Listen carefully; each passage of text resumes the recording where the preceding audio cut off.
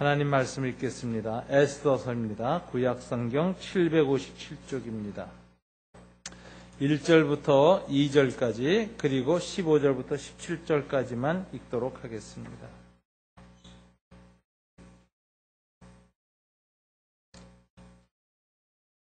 제가 8장 1절을 먼저 읽겠습니다. 그날 아하수에로 왕이 유다인의 대적 하만의 집을 왕후 에스더에게 주니라. 에스더가 모르드게는 자기에게 어떻게 관계됨을 왕께 아뢰었으므로 모르드게가 왕 앞에 나오니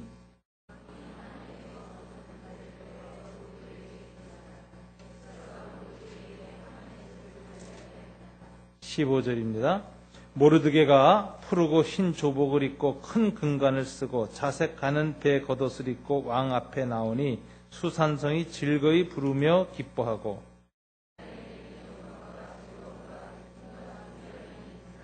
다 함께 왕의 어명이 이르는 각 지방 각 읍에서 유다인들이 즐기고 기뻐하여 잔치를 베풀고 그날을 명절로 삼으니 본토 백성이 유다인을 두려워하여 유다인 되는 자가 많더라. 아멘. 하만은 이제 죽었습니다. 그리고 하만의 집을 왕후 에스더에게 주었다라고 하는 표현이 오늘 1절에 나옵니다. 그리고 에스더는 이 모르드게와 자기의 관계를 왕에게 설명하였고 모르드게는 왕 앞에서 이제 하만의 자리를 이어받는 페르시아 왕실의 재상으로 등극합니다. 이 하만의 재상 등극은 페르시아 지역에 굉장히 좋은 반응을 불러일으켰습니다.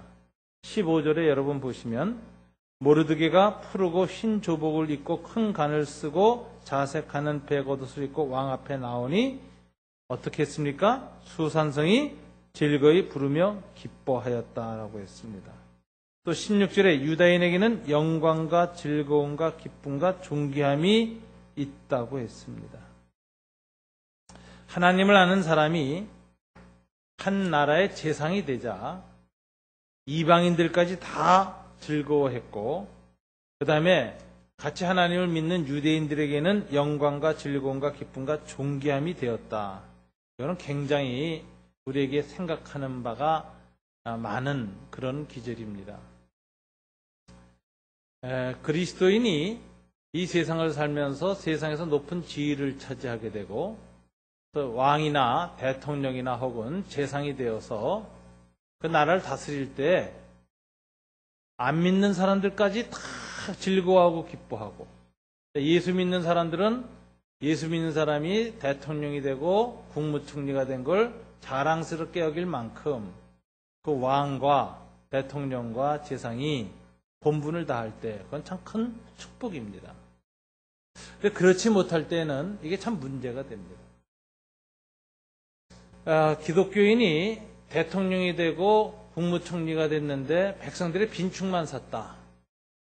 그런 나라를 다스림에 있어서 백성들의 마음을 살피지 못하고 하나님 나라의 공공선을 진작시키는데 실패했다. 이러면 이것이 오히려 교회에 큰 짐이 되어지고 안 믿는 사람들은 기독교에 대해서 갖고 있던 반감이 더 각절이나 강화되면서 개독교라는 욕이나 하게 되고 교회는 부끄러워서 어쩔 줄 모르게 되는 일이 비일비재합니다.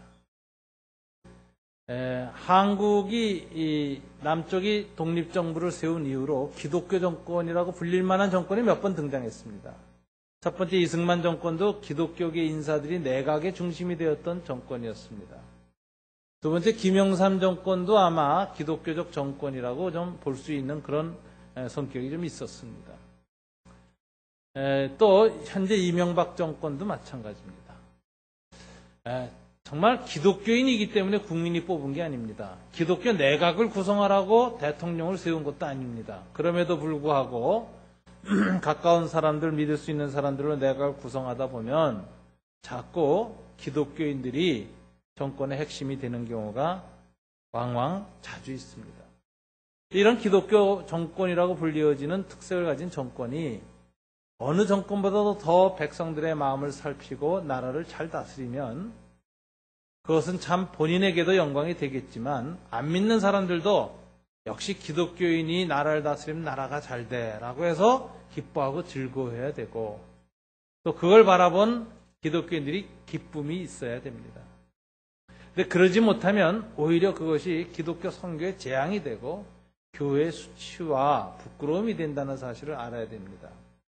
그래서 사실 저는 기독교인이 대통령이 되는 건 교회로서 그렇게 기뻐할 일이 아니다라는 입장을 항상 견지하고 또 주변에 그렇게 증거하고 있습니다. 교회는 세속 정권과 항상 선지자적인 거리를 날카롭고 냉정하게 띄고 있어야 됩니다. 그리고 잘할 때는 도와주고 기도하지만 못할 때는 사정없이 잘못된 점을 비판할 수 있는 선지자적 냉정함을 유지하고 그 역할을 할 수 있는 거리를 띄고 있어야 되는데, 기독교 정권이라고 해서 거리가 없어지고 무조건 좋아하고 바짝 붙었다가 그 정권이 잘못할 때 그것이 바로 예수님의 욕이 되고 교회 수치가 된다는 사실을 간과하는 경우가 자주 있습니다. 교회는 기독교인이 정권을 잡는 것에 대해서 냉정해야 됩니다. 조심스러워해야 됩니다. 더 두려워해야 됩니다. 그래서 기독교 정권자들을 위해서 기도하되 더 갑절로 기도해야 될 것이요, 잘못했을 때에는 그 부분에서 먼저 비판하고 시정하고 나서는 이런 자세를 보여야 교회가 그 민족과 그 사회 공동체 안에서 신뢰를 갖게 되는 것입니다. 오늘 이 모르드게를 가만히 보면은 재상이 됐고 정권을 장악을 했는데 그 통치가 페르시아 사람들이 좋아했다 이렇게 돼 있어요. 그 전에 하만의 통치하고는 상당히 다릅니다. 하만이 통치할 때 왕과 술자석을 나눌 때 이 하만이 왕을 통해서 내린 그 이제 조소가 반포되니까 수산성이 어지럽다라는 표현이 3장 15절에 나와요.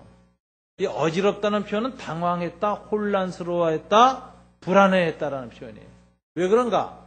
하만이라는 재상은 통치를 할 때 백성들의 공공선이나 그 문제를 정당하게 해결해주는 정책을 표명하지 않았고, 개인적인 차원에서 명령을 내리고 개인적인 차원에서 왕을 설득해서 엉뚱한 조서를 내고, 그리고 자기한테 모르드게가 불쾌하게 했다 해서 전 그 민족을 죽이라는 이런 황당한 명령을 내리니, 페르시아 수산에 사는 다른 모든 민족들과 다른 백성들도 다 불안했다는 거예요. 이거 도대체 이 재상이 내리는 명령이 어떻게 이렇게 합리적이지도 못하고 백성의 지지도 받지 못하고 종잡을 수 없는 이런 명령이 나오는가? 어지럽고 불안했다. 이것이 하만의 통치 시대의 특성이었습니다. 근데 에스더 기자는 모르드게가 이제 새로 재상이 돼서 통치를 하니까 어떤 결과가 왔느냐? 17절에 보니까 왕의 어명이 이르는 각 지방 읍에서 유다인들이 즐기고 기뻐하여 잔치를 베풀고 그날을 명절로 삼으니 본토 백성이 유다인을 두려워하여 유다인 되는 자가 많더라. 페르시아 통치 아래 사는 이방인들이 나도 유대인이 되는 게 좋겠다 해서 유대인으로 개종하는 자들이 많이 일어났다는 거예요. 그러니까 모르드게가 통치를 할 때 그 통치가 권력이 세고 힘이 있을 뿐만 아니라 그 통치에 온 백성들이 따르고 순종하고 기뻐해서 그 권세가 위에서부터 낙하산 받고 팍 나타난 권세가 아니라 밑에서부터 민중들의 백성 속에서부터 지지받는 권세가 돼서 올랐으니 다른 많은 페르시아 사람들이 야, 나도 차라리 유대인으로 개종하는 게 좋고 유익할 듯 싶다라고 생각해서 그런 사람까지 나올 정도로 모르드게의 영향력이 아주 탁월했다. 이렇게 오늘 본문이 보여지는 거예요. 여러분, 옛날에 이시조선에서도 보면은요, 어떤 사람이 정권을 잡으면은 그 정권이 하나님 앞에 잘 쓰임 받느냐.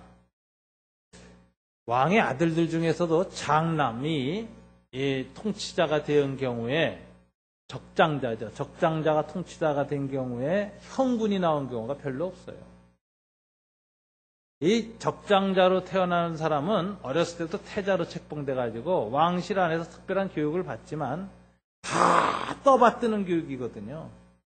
그래서 어렸을 때부터 교만해지기 쉽고 참 자기 마음대로 하기가 쉽고, 이게 참 이 태자가 겸손하고 백성의 뜻을 살피고 신하들의 말에 귀를 기울이는 이런 지도자 되기가 어려운 겁니다. 거기서 형군이 잘 안 나와요. 그럼 어떤 사람에서 형군이 나오느냐? 태자가 되지 못하고 적장되지 못한 차남이나 삼남으로 태어난 왕자는 이제 나이가 들면 어떻게 됩니까? 궁궐에서 나가야 됩니다. 밖에 나가서 궁궐 바깥에서 살아야 되는데, 문제는 이 대군이 되면은 이 목숨이 아주 파리 목숨이라는 거예요. 나가서 대군이 된 사람은 똑똑하지 못하다고 소문이 나거나 바보거나 약간 미쳤대거나 기이한 기인이라고 돼야 목숨을 부지해요. 그래서 똑똑하고 뭔가 괜찮은 것 같으면 역모에 끼어듭니다. 왕에게 반대하는 무리가 이 역모를 꾀할 때 본인의 의사와 상관없이 백성의 지지가 있고 백성이 그 왕세자 그 대군을 좋아한다는 소문만 나면 이 왕세자 패하고 그 대군을 왕으로 삼자. 자기네끼리 그렇게 해서 쿠데타를 하는데 그게 나중에 걸리고 나면 아무 상관없는 그 대군은 죽는 겁니다. 그래서 이 밖에 나가 있는 이 왕의 자식들은 소위 개돼지만도 못한 목숨이라 이렇게 얘기하는 거예요. 그래서 이 대군이 되면은 대신들이 찾아오지도 않아요. 가까이 갔다 무슨 화를 당할지 모르니까. 예? 찾아가지도 않지, 소외당하지, 인정도 못 받지, 외롭고 쓸쓸하고 권력 없고 참 인간으로서 많은 그 비애를 느끼고, 그러면서 힘 있는 관리들이나 권신들이 하는 그 비리를 자꾸 보게 되고 듣게 되고 하면서, 아, 이거 참 나라가 문제가 있구나. 이걸 이제 깨닫게 되는 게 왕궁 대궐 단밖에 나가 살아야 겨우 깨닫는 겁니다. 이래서 숨죽이고 약자의 모습으로, 가난한 자의 모습으로, 권력 없는 자의 처량함을, 비애를 느끼면서 살다가 우연히 왕세자가 폐위당하거나 형이 죽거나 해가지고 이제 이 왕이 되면 그 사람이 이제 형군이 돼요. 개혁을 합니다. 기존 조직의 문제를 압니다. 권신들의 부패를 압니다. 그걸 다 고쳐나가야 되는데, 이런 사람이 바로 잘 아는 여러분 세종대왕도 차남 아니었습니까? 또 이시왕조 마지막 개혁을 했던 대원군도 바깥에서 그렇게 고생하다가 개혁의 칼을 들지 않습니까?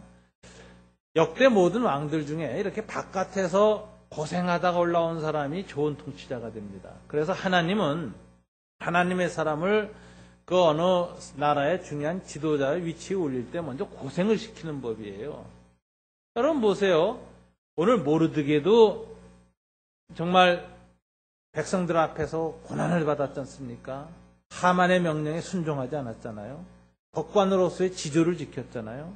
그래가지고 미움을 받아가지고 죽임을 당하게 됐는데도 하만한테 비굴한 모습 안 보입니다. 성문 앞에 베옷 입고 와서 왕에게 직소하면서 하만이 지나갈 때 눈길도 안 돌립니다. 이게 당시 페르시아 사람들 마음속에 저 사람은 존경할 만한 사람이다. 감동을 준 사람이에요. 불의에 저항할 줄 알고 거기에 아부하지 않고 끝까지 그 오름을 드러내는 그 강직한 모습이 페르시아 사람들 마음속에 저 사람은 참 괜찮은 사람이다라는 각인이 된 그런 사람이었습니다. 그런 고난을 통해서 지도자가 되죠. 다니엘도 마찬가지입니다. 포로로 끌려서 온갖 고생을 하다가 총리가 됩니다. 요셉은 어땠습니까?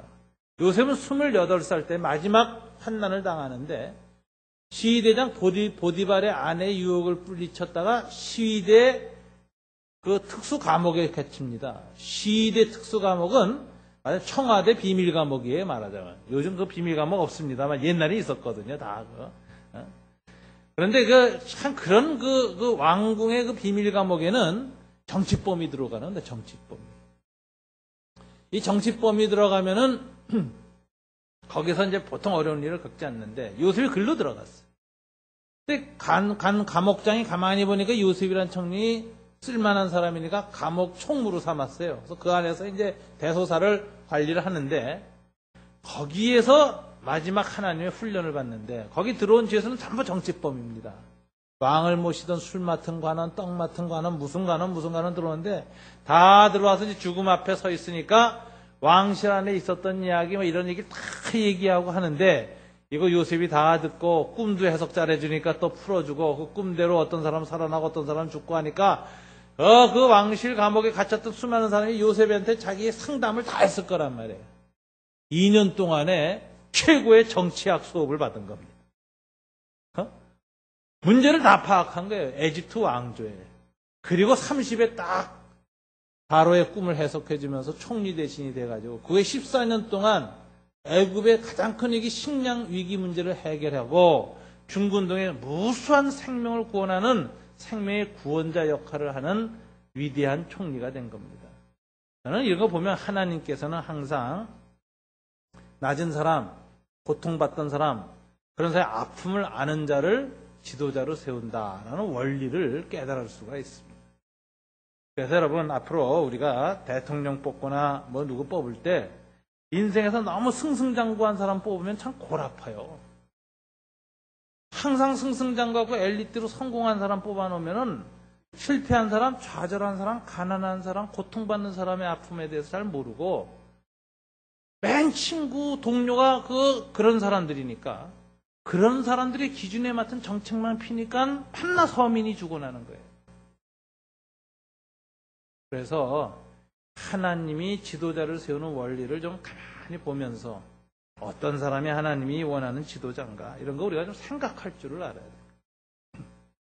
하여튼 모르드게를 보면 그 과정을 거쳐서 총리가 돼서 통치를 잘했어요.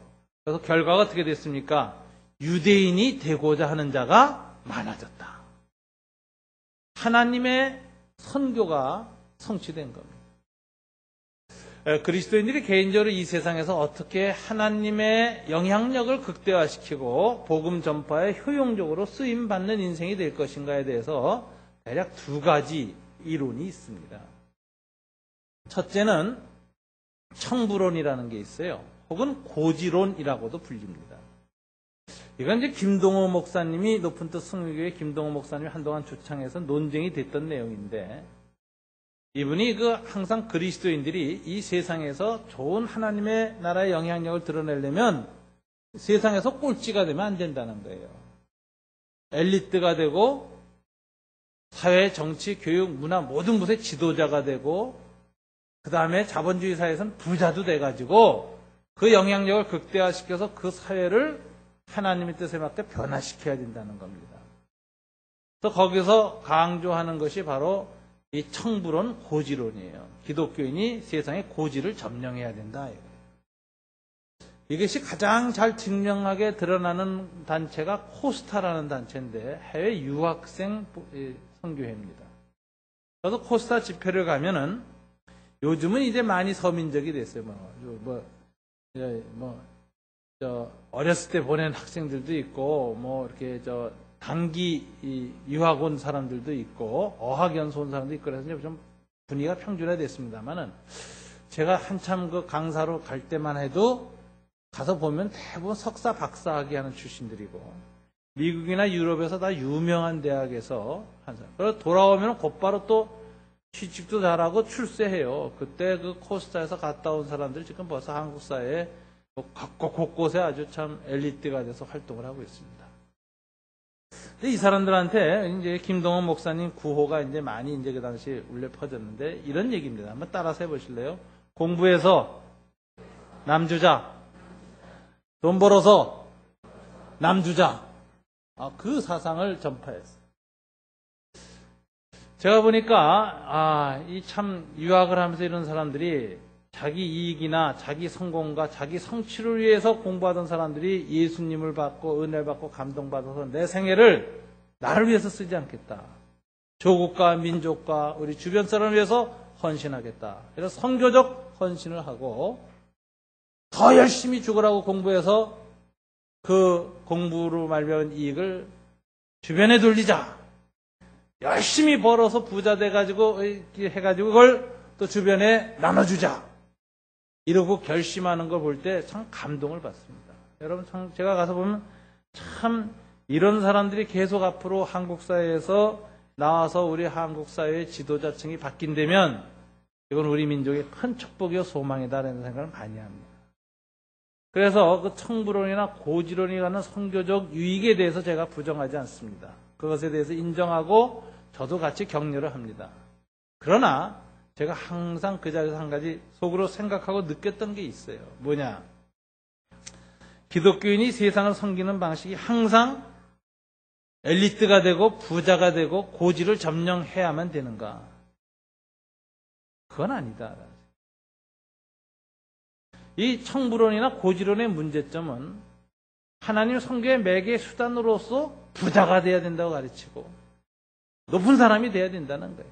엘리트가 돼야 돼. 이게 엘리트 선교론이거든요. 잘난 사람 돼야 된다는 거예요. 그래야만 복음을 전파할 수 있다고 그랬는데 정말 2000년 기독교 역사가 그랬느냐? 그렇지 않았습니다. 뭐 엘리트를 사용하실 때도 있었지만 대부분의 기독교 선교의 2000년은 오히려 가난한 사람들 가운데 그 시대를 밝히는 지도자가 나왔고 가난한 삶을 사는 사람들이 그 시대의 빛과 소금이 된 사람이 많았습니다. 부자 그리스도인보다는 성 프란치스코 한 사람의 가난이 중세 천년의 희망과 소망이 되었습니다. 유럽의 중앙에서 기독교 귀족이 돼서 백작이 되고 후작이 되어지고 또 무슨 왕권을 취득한 기독교 군주들이 복음을 전파하는데도 정말 영광을 돌렸는가? 그렇지 않습니다. 그 모든 걸 버려두고 아시아로, 아프리카로, 남미로 간 수많은 사람들이 오히려 주님의 영광을 더 돌렸습니다. 그래서 부자가 되기보다는 때로는 가난한 자를 주님이 더 많이 사용하셨고 고지에 올라선 사람보다는 저지대로 내려갔거나 주변부로 간 사람들을 주님이 더 많이 사용하셨지. 꼭 중심과 고지와 권력과 부를 진 엘리트를 통해서만 주님이 하나님 나라를 확장시켰는가? 그건 아닙니다. 그래서 저는 김동호 목사님의 고지론은 엘리트 선교론의 한계를 갖고 있다는 측면에서 비판적입니다. 심지어 코스타 집회를 하던 중에 한 학생이 저한테 이렇게 질문하더라고요. 목사님, 여기 온 강사들은 다 탁월한 분들입니다. 사실 거기에 박사들서부터 각 분야의 전문가들이 강사로 많이 왔어요. 목사가 제일 못한 사람들이에요. 평신도 강사 엘리트들이 굉장히 많아요. 또 부자 기업인들이 크리스찬 기업들이 와서 또 강연을 많이 했어요.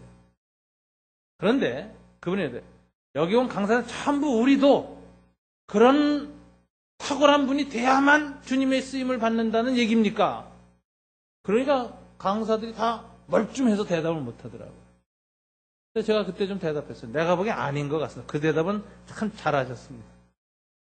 주님은 사람의 위치에 따라 위에 있으면 위에 있는 대로 쓰고 아래에 있으면 아래에 있는 대로 쓰고 중심에 있으면 중심에 있는 대로 쓰고 주변에 있으면 주변부에 있는 대로 쓰시지 꼭 중심과 고지와 부자만 쓰신 하나님이 아니십니다. 그런 대답을 한 적이 있습니다. 이게 이제 청부론의 한계예요. 그래서 여기에 대해서 좀 반대되는 또 다른 기독교가 사회에 영향을 나타내는 방식에 대해서 청빈론을 주장하는 사람들이 있습니다.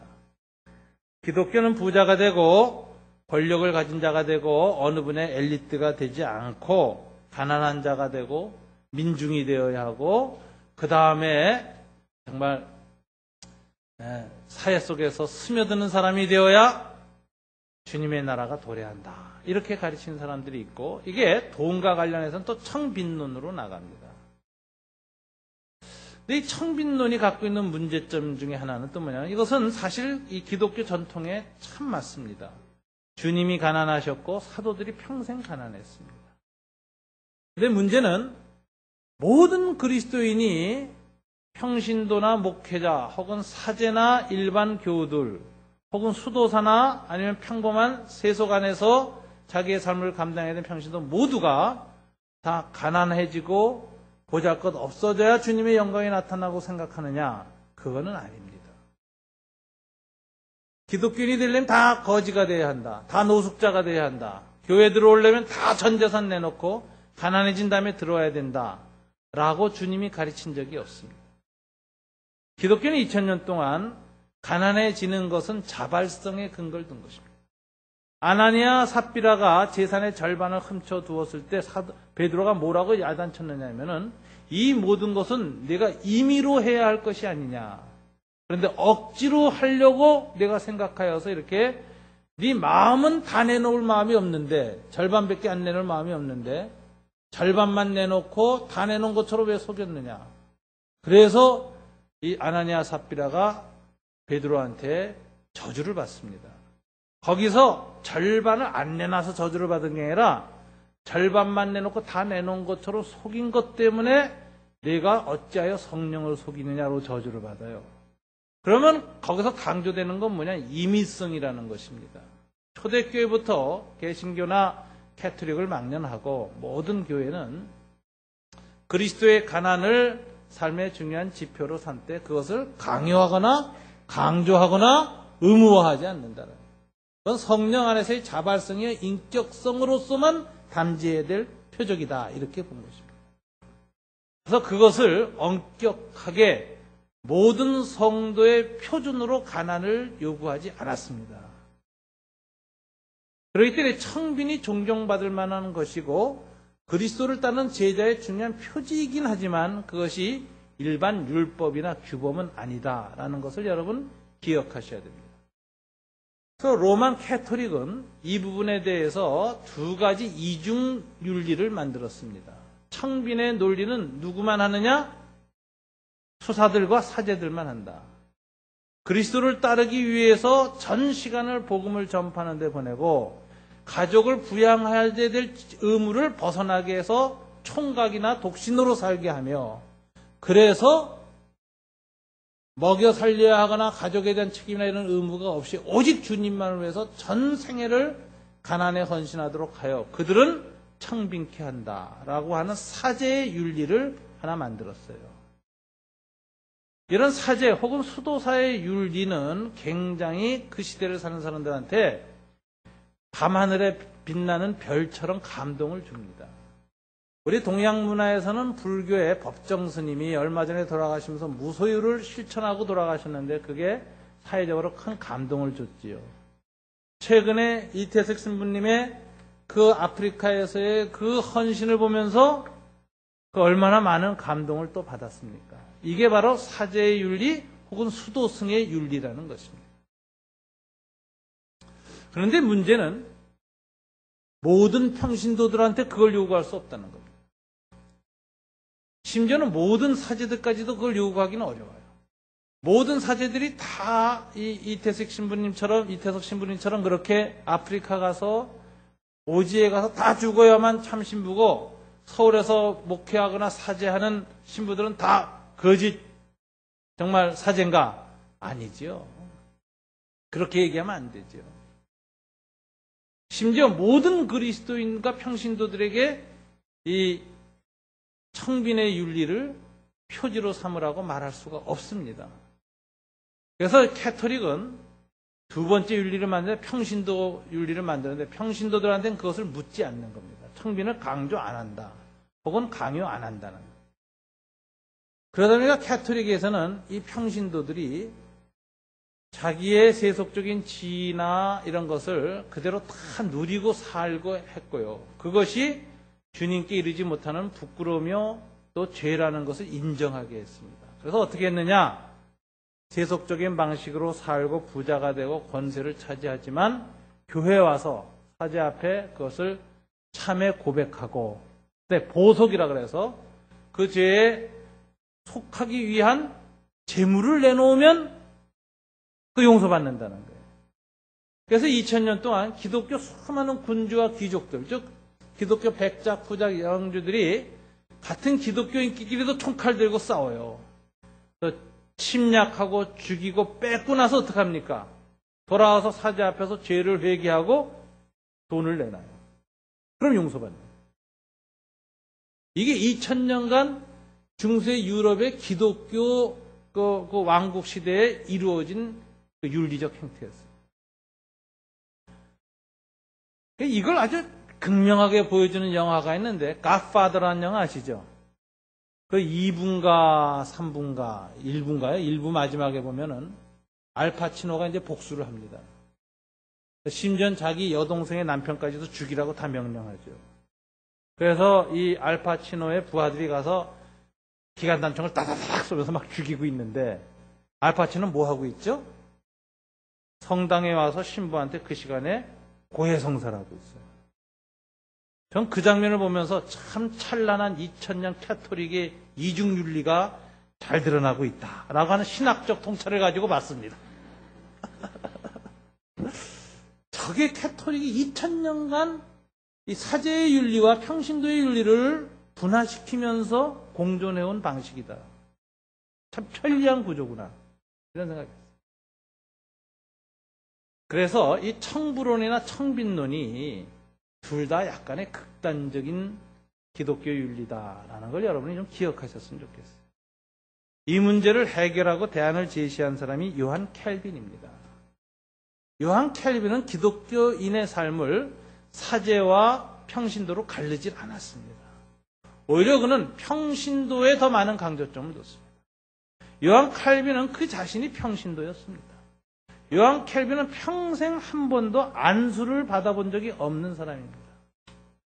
그는 파리 법과대학 4학년 재학 중에 파리 법대 총장으로 취임한 콕이라는 사람의 취임 연설문을 썼는데 그 내용이 그 당시에 프랑스 시민혁명 과정에서 중요한 논쟁으로 발전함으로써 전국의 국가보안법으로 지명수배당해서 도망을 가는 입장이 되었습니다.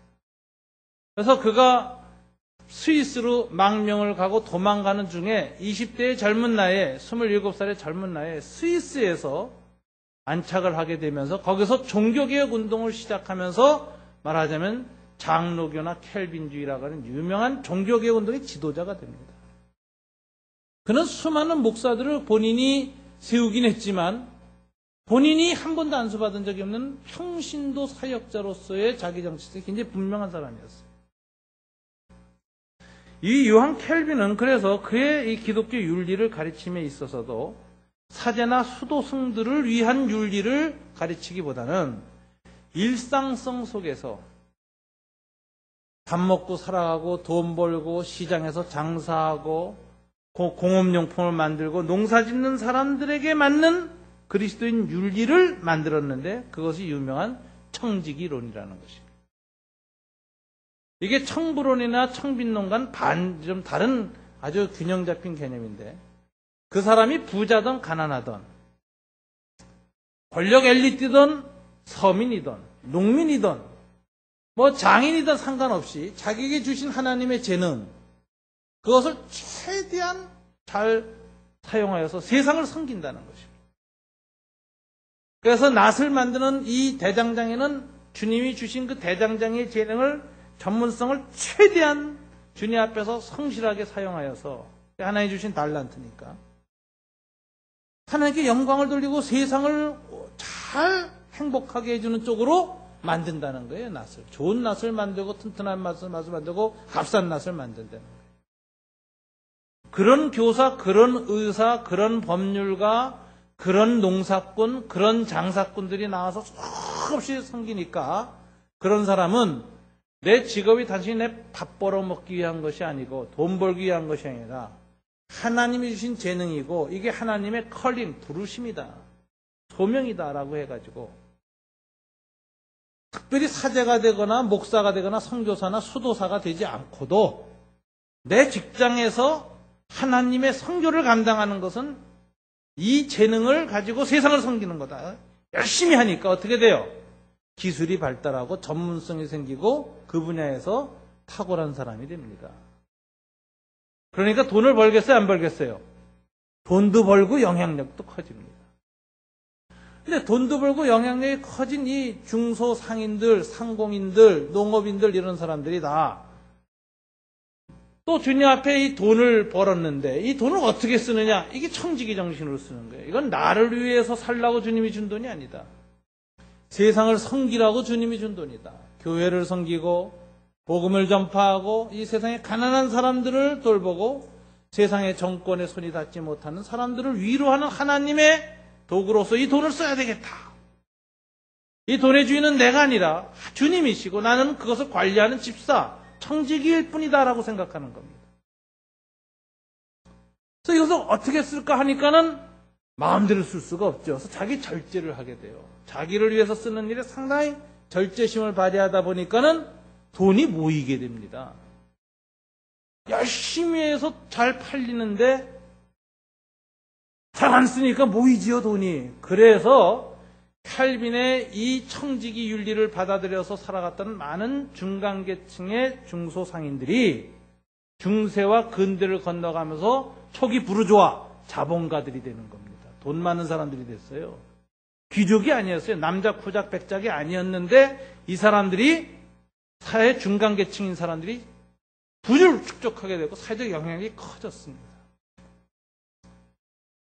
그래서 시민민주주의 시대가 도래하고 귀족들의 봉건 체제가 무너지는 민주주의 혁명이 이제 들어오기 시작하는 건데 여기에 주역이 이 칼빈의 제자들이 됐습니다. 근데 칼빈이 여기서 강조한 건 뭐냐? 그렇다면 너희가 부자가 되려고 해서 부자가 된 게 아니라 하나님 주신 재능과 부르심에 충실하고 근면하고 자기 절제하고 청지기 사역을 하다 보니까 부자가 됐는데 그 잉여의 재산, 너 먹고 사는 것 외에 잉여의 재산을 어떻게 쓰는 게 청지기다운 씀이냐 이걸 가르쳤거든요. 그래서 여러분 극단적으로 어떤 사람이 돈을 하나님이 이 돈을 맡기실 때 그 돈을 다루는 은사도 그릇을 주신다. 그릇에 달라요. 어떤 사람은 아무리 애를 써도 일생에 10억, 1억도 못 만지고 가는 사람 많고요. 어떤 사람은 100억, 1000억 만지고 갑니다. 근데 그건 하나님께서 그 사람의 마음이 얼마나 깨끗한가. 자세를 보고. 왜 도둑놈한테 많이 주면 안 되니까.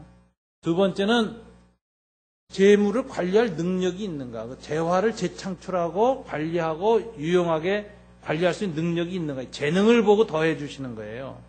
마귀는 마음의 깨끗함을 보지 않고 재능만 보고 더해줘요. 그래서 마귀가 주는 돈이 있고 하나님이 주는 돈이 있어요. 보면. 어쨌든 여러분들이 평생에 하나님 내게 맡기시는 돈이 얼마인가. 이거 한번 잘 생각을 해보세요. 내게 평생에 얼마를 맡기십니까?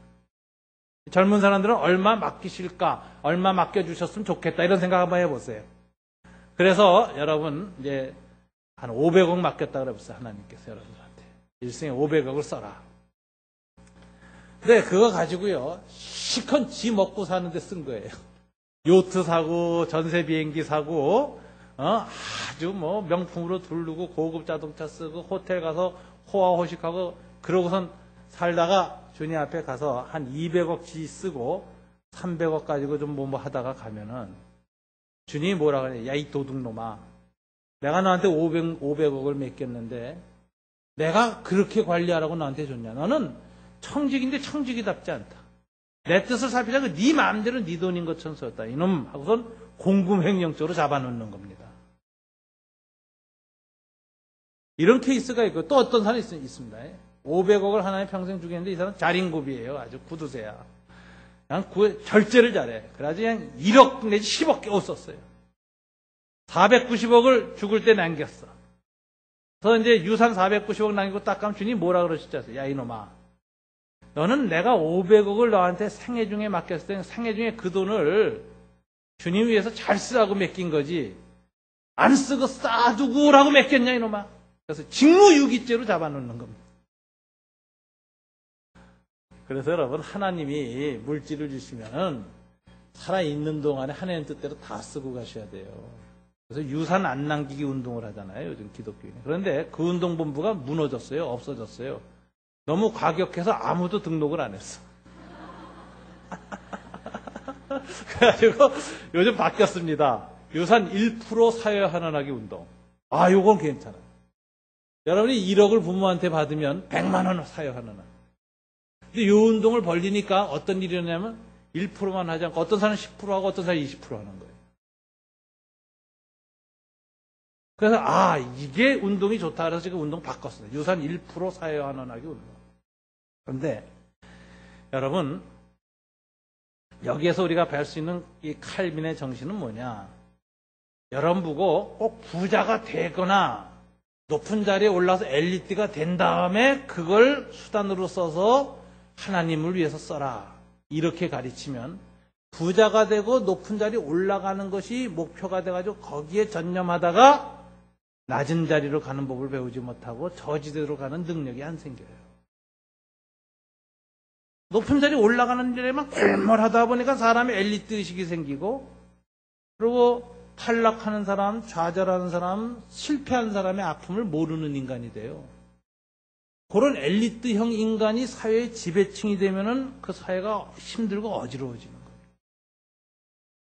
다음 대통령 뽑을 땐 좀 가난한 사람, 아는 사람 좀 뽑아주세요. 그리고 최근까지 좀 가난했던 사람 뽑았으면 좋겠어. 옛날에 가난했던 거 기억이 잘 안 나는 것 같아요.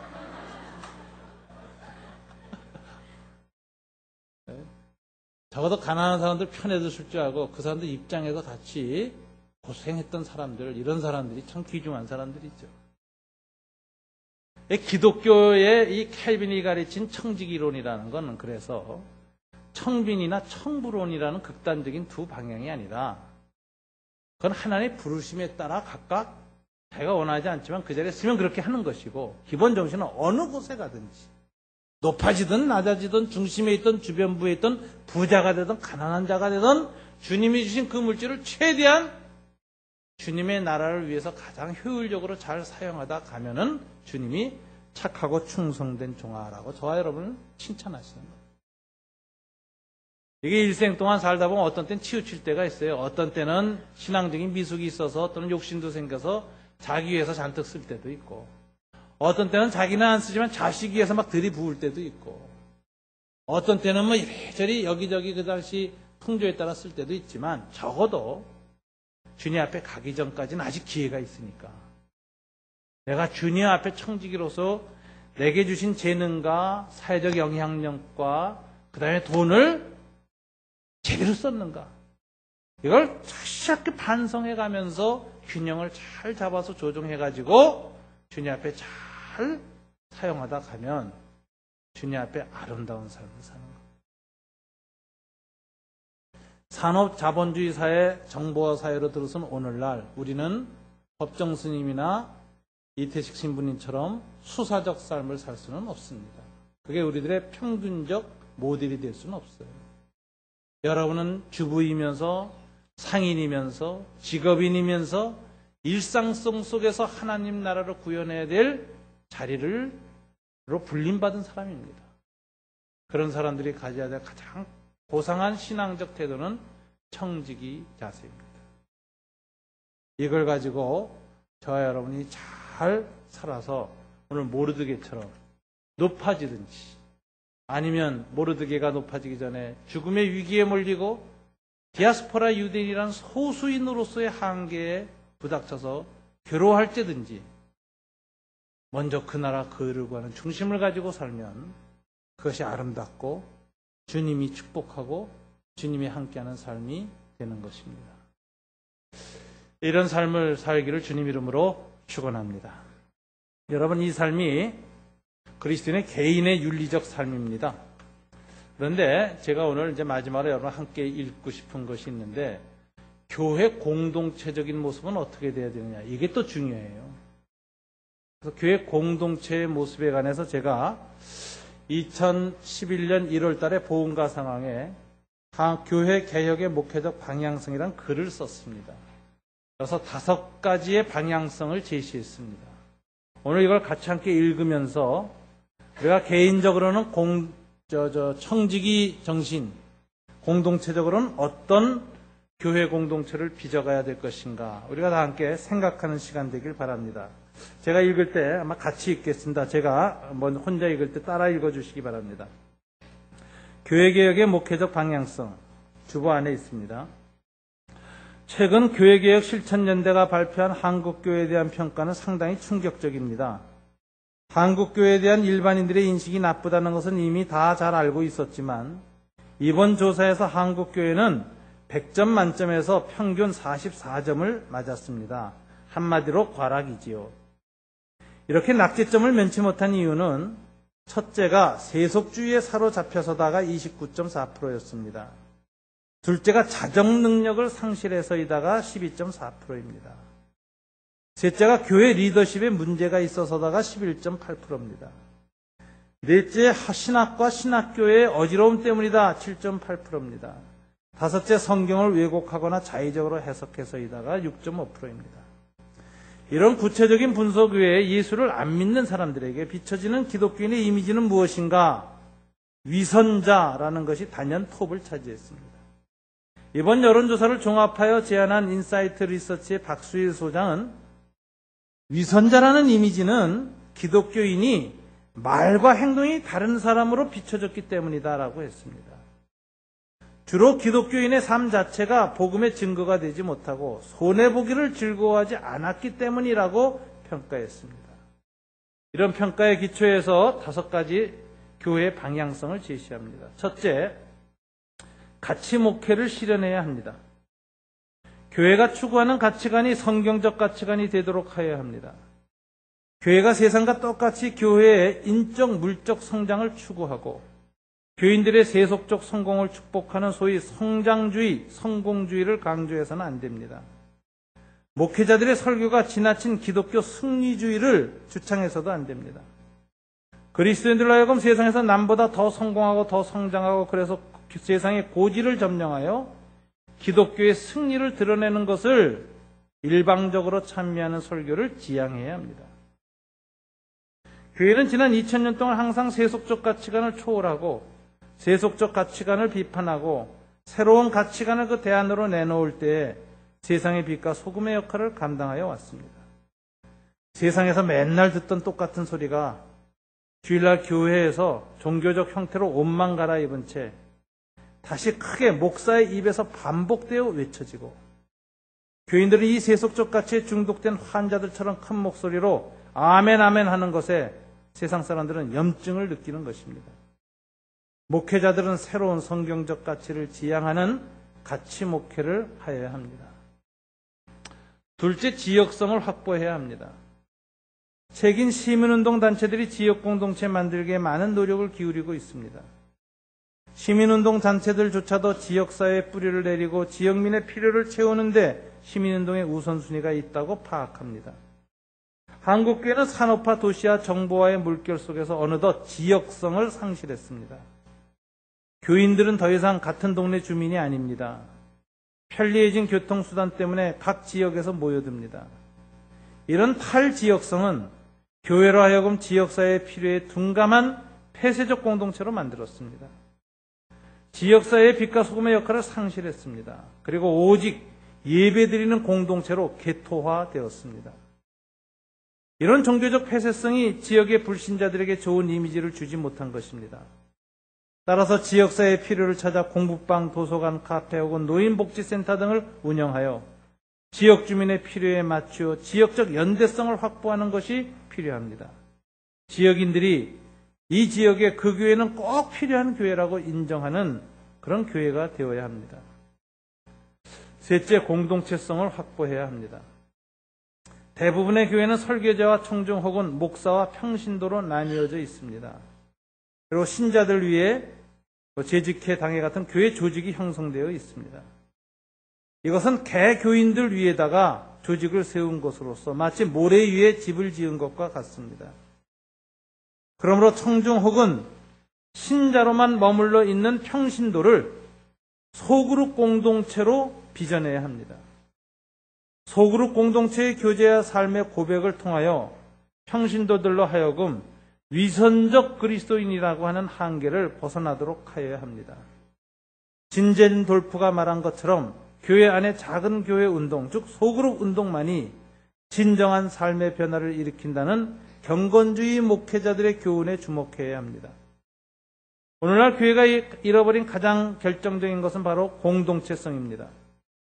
오늘날의 교회는 예배와 성례와 성찬과 같은 예전 리터지도 그대로 있고 종교개혁 이후에 한층 강화된 설교도 그대로 있고 교회의 질서도 그대로 있는데 바로 이 가장 결정적인 공동체가 상실된 것입니다. 진정한 삶의 노출, 이것을 교회에서는 회개라고 부릅니다. 이것이 없는 교회, 그것은 피상적인 종교 조직에 불과합니다. 오늘날의 교회는 셀, 순, 구역, 목장 혹은 가정교회라고 불리는 작은 소그룹으로 그 하부 구조가 재편되어가는 일종의 메타처치 현상이 일어나고 있습니다. 이 작은 소그룹의 공통점은 사람 크기의 공동체를 지향한다는 것입니다. 한마디로 10사람 미만의 공동체를 추구하며 대형화되는 것을 반대합니다. 이런 사람 크기의 공동체에서 추구하는 것은 끊임없는 삶의 나눔입니다. 지식이나 정보의 나눔이 아니라 인간의 삶 그 자체, 그리고 내면의 소통입니다. 이곳에서 그들이 구하는 것은 진정한 인간적 사랑입니다. 하나님의 사람들이 드러내는 아가페적 사랑, 신적 인간의입니다.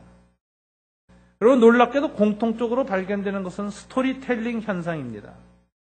이들은 끊임없이 마음을 열고 진정성의 바탕을 둔 리얼한 삶의 이야기, 신앙의 경험을 서로 나눕니다. 그리고 이와 같은 모임 가운데에서 하나님의 임재를 느끼고 또 때론 체험하고 싶어 합니다. 이것이 바로 예수님의 임재의 약속이 실현될 수 있는 최적의 공동체입니다. 그리고 이런 공동체 속에서 그리스도인이 말과 행동이 저절로 일치돼 가기 시작하는 것이고 위선적인 그리스도인이라는 이미지는 점점 사라지게 될 것이기 때문입니다. 넷째, 교회의 민주성을 확보해야 합니다. 교회 공동체성을 확보하는 것이 교회의 소프트 파워를 강화하는 길이라면 교회 조직의 민주성을 확보하는 것은 하드 파워를 강화하는 것입니다. 먼저 개교의 목사와 장로의 임기제를 도입해야 합니다. 교회의 정관을 공동회의를 통하여 민주적으로 만들고 현재 종신직인 목사와 장로의 임기를 일정하게 정하고 정기적으로 신임 투표를 하여 교회 내의 리더십을 갱신해야 합니다. 한국교회가 개혁되어야 할 가장 중요한 과제가 리더십 갱신입니다.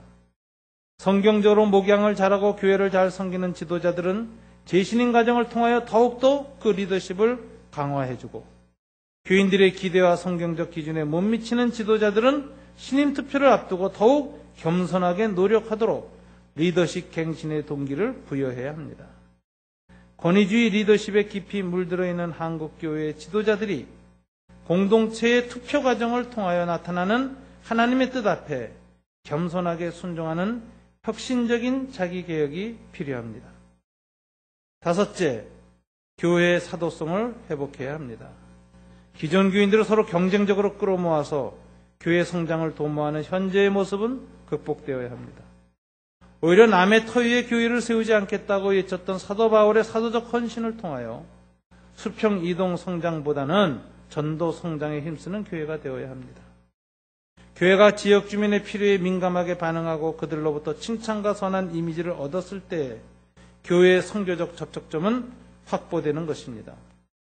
더 나아가 교회 공동체성이 성서적이고 민주적으로 확보될 때 교회 리더십은 하나님의 뜻과 시대에 맞는 리더십으로 갱신되는 것이고 교회 지도자들도 세상으로부터 인정과 존경을 받게 되는 것입니다.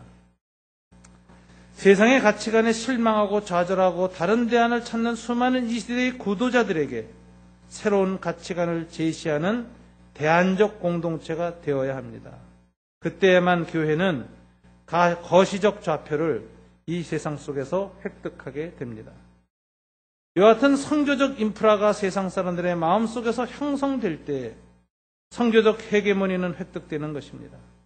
교회가 이런 헤게모니를 먼저 장악하고 선교적 사도성을 실천해 나갈 때 건강한 전도, 건강한 교회 성장도 동반되는 것입니다.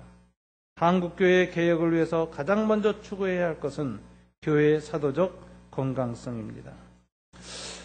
저희 교회가 이러한 목표를 다 이루고 있지 못합니다. 그러나 이 목표를 바라보고 지향하고 끊임없이 노력해 나아갈 때 우리는 우리 시대의 교회의 어떤 한계를 조금씩이라도 극복해 나가는 그런 대한교회가 돼갈 수 있다고 생각합니다. 하나님께서 오늘 이 에스더 설교를 통해서 모르드게처럼 낮아지든지 높아지든지 중심에 있든지 주변부에 있든지 부자가 되든지 가난하가 되든지 주님 앞에서 최선을 다하여 청지기적 삶을 살아가고 교회 공동체는 그 시대가 요구하는 그 대안을 드러내고 실천해 나갈 때 그때 교회가 교회다워지고 오늘 본문의 결론처럼 이방인들 가운데 유대인이 되고자 하는 자, 그리스도인이 되고자 하는 자가 많아지더라 하는 선교적 영광을 회복하게 될 것이라고 믿습니다. 이 일을 위해서 항상 함께 기도하고 노력하는 저와 여러분 되시길 주님 이름으로 축원합니다. 기도하겠습니다.